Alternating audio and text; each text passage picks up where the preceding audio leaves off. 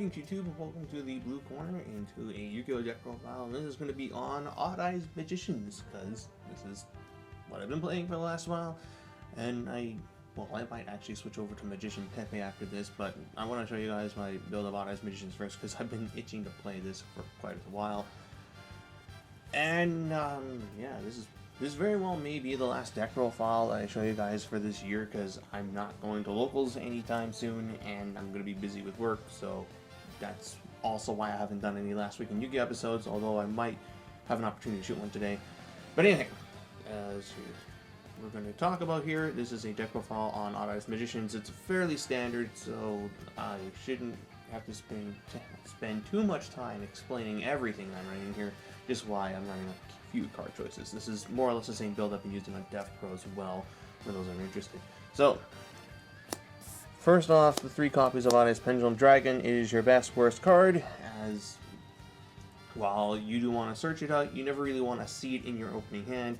Thought about cutting it down to 2, but I've being able to resolve Skyres multiple times is very important for this deck. And his effects aren't half bad either. His double battle damage effect is really good in combination with Utopia Beyond, and just when your opponent has something that is relatively small. If they leave, like, I don't know, a Farm Girl and they can't tag it out because of Odd Eyes Vortex Dragon or what have you, then they're going to take a significant amount of damage. And then its Pendulum effect, both of them come up. If you're in a position where you're using his search effect, you probably have a bad hand, or maybe just a really busted hand, but you can't kill them, but it'll allow you to search out a Wisdom Eye Magician for the following turn. Then for the magicians themselves, 3 Dragon Pit Magician, level 7, scale 8, very good. Back removal. It makes it so that most decks these days can't really play a lot of back row. If you're playing the type of deck where it runs just only Emptiness and Warning, and then if you set those cards, it's fairly obvious where they are, so you're just going to snipe them. So it's why some decks are just going straight up trapless now, is because of this guy. And then 3 Elf Dragon Magicians, 2 very good effects. Pendulum effect allows you to grab back a Odd Eyes or a Magician from your extra deck that is face up. And then when it's Pendulum summoned, you can add 1 Odd Eyes or Magician from your graveyard to your hand, other than himself. He's a scale 2, which is nice. Wind Spellcaster for Magic Spectre trap cards, 2100 and level 6. 3 copies of Wisdom Eye Magician. This card's really stupid. I won't be surprised if it gets hit within the next ban list or 2. It's being able to kill itself off in order to grab any needed scale to complete your setup is very good. It's a light 2 for Michael plays, and it's just an overall solid card. 2 copies of Noble Dragon Magician. It's not an amazing card, but it does enable your synchro plays, and it can cheat itself onto the field from your hand or your graveyard, making it ideal discards for Dragon Pit and Pendulum Call, and it just allows you to make your level 7 synchro monsters. Or if you haven't been playing Mecha Fecum, plays Dracosac, then you can also make Trishula using the tokens, but I don't play Dracosac or Trishula. And then for the last Magician, 1 copy of Ziank Magician. Its scale effect rarely comes up, and you don't really use it often, which is why I'm only running 1 copy, but it's a 2500 beat stick that's level 7 for your Ixies plays, and its effect allows you to negate light monster effects during another player's turn, which is great versus decks like Tellarknights or Cosmos, where if they have a Farm Girl in play, you can negate it right there and force them to tag out, and if you have a Vortex Dragon or an Apex Avian, then you can just negate the Farm Girl, and that just stops them. They have to have an E-Tele in order to do anything else. And that's it for the Magicians. For the Performer Pal aspect, 3 copies of Skullgravite Joker. Stratos is banned, but this thing's legal. Seems legit. This guy should be a super rare over the likes of Oath Dragon, but that's what Astro Packs are for. Very good card, and I will not be surprised if it gets hit in Japan on their ban list at some point. Then for an additional engines, I'm running 3 copies of Magic Spectre Unicorn, Kirin, and 1 Magic Spectre Raccoon Bumbuku to search it out. Kirin is obnoxious in this deck, or just in a lot of decks right now, as its stats are just enough so Farm Girl can't beat it over without using an Honest. So if you summon a defense versus Cosmos, that's great. Decks can't pop it with Dark Hole, Regeki, Dark Destroyer, so it has to be killed in battle most of the time.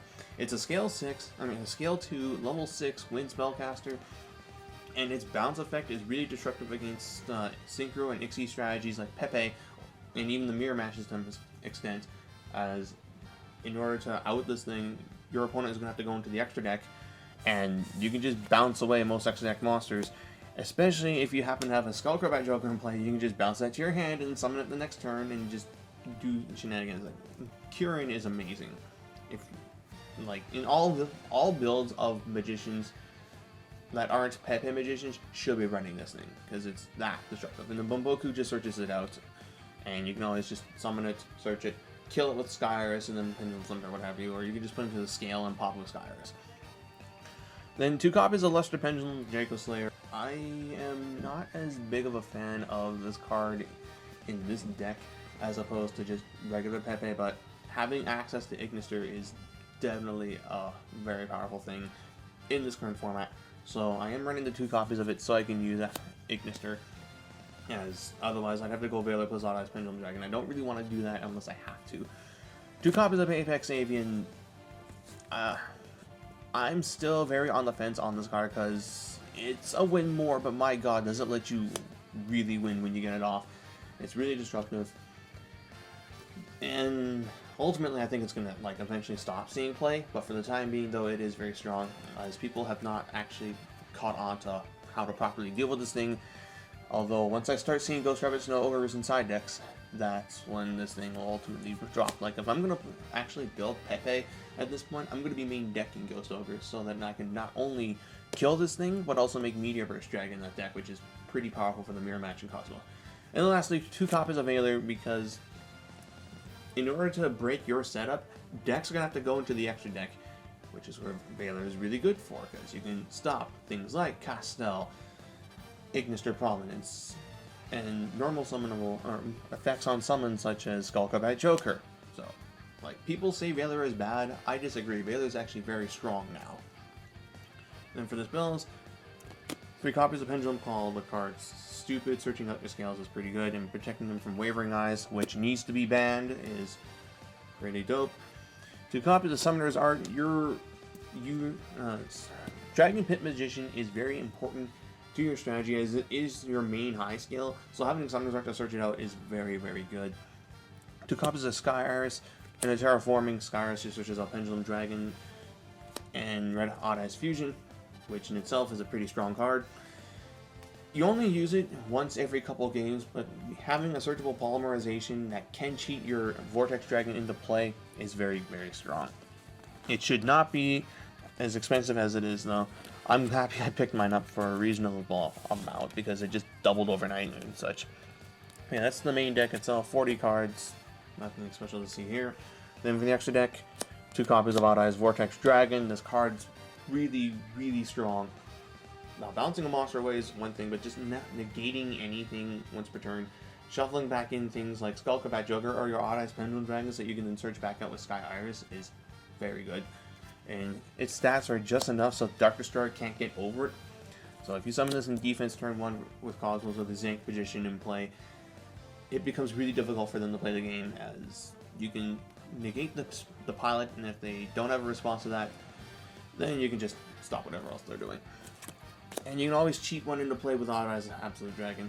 Then for the Synchros, 2 copies of Odd Eyes Meteorverse Dragon. This card just shits on a ton of decks, and like Burning Abyss, Cosmo, Pepe to an extent, the mirror match, well, not the mirror match, but like, if your opponent is relying on things like Damage Juggler to make sure that they don't die, this stops it.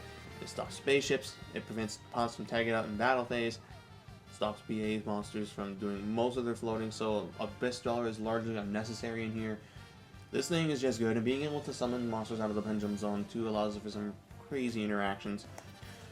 A copy of Ignister Prominence, because being able to blow up your opponent's scale and blow up one of their pendulum monsters to spin one of their monsters away is really, really, really nice, and 2850 allows you to get over certain attack barriers. A copy of Clattering Synchro Dragon,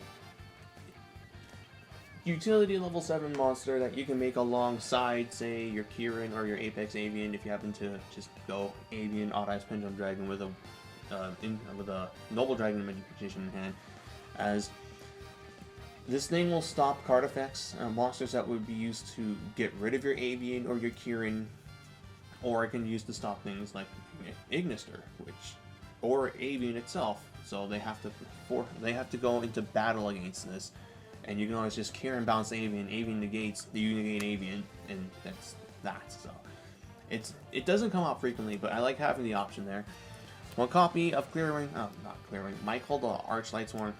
You can make this with Wisdom Eye plus Noble Dragon Magician, and just being able to banish cards that you normally can't get over, such as Cosmotown, so they don't get that search effect or just destruction of new monsters, is nice to have. And 2,600 also gets rid of certain attack barriers. 2 copies of Odd Eyes Absolute Dragon for Ixies. It's a better Utopia that when it dies allows you to, or rather when it's Ixie summoned and killed, you can then cheat any Odd Eyes extra deck monster into play, such as Rebellion Dragon, which more often than not is used for fusing to make Vortex Dragon out of your extra deck. But its application in a Cosmo matchup is still important, because if they have a Dark Destroyer or a Forerunner in play, you go for the Meteor Burst into Absolute play. You attack with something, Absolute negates, special summon back Meteor Burst, then you crash Absolute into a Dark Destroyer or Forerunner. They don't get Forerunner would not get its effect. This does. It activates effect.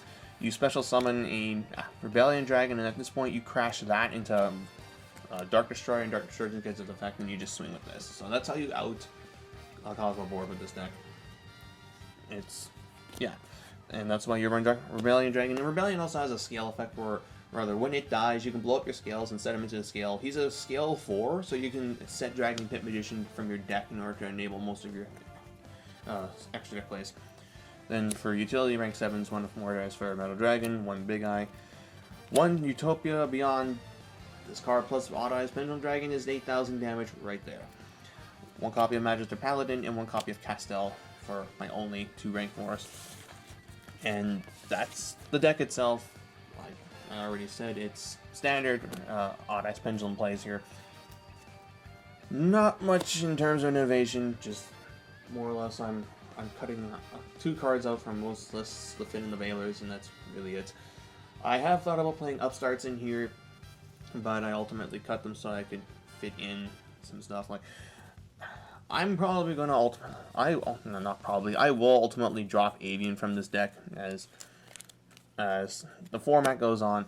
It's going to be largely unnecessary, but for the time being, though, we have this deck, and it's a very good deck for what it is. You can just cut the Avians and the Luster Pendulums out entirely and run things like Upstarts and a couple Tech Pendulum monsters, and you'd still have a fairly solid deck, as you just need really the Odd Eyes engine and Magispector Unicorn Kieran to have a really strong deck. But I'm going on too long here, and just going to say, I hope you guys enjoyed the deck profile. And if I don't post anything new before Christmas, then I'm just going to say Merry Christmas now. Have a safe holiday, everyone. And I'll see you guys after. But yeah, until then, until next time, this is Blue Star 89, jacking out.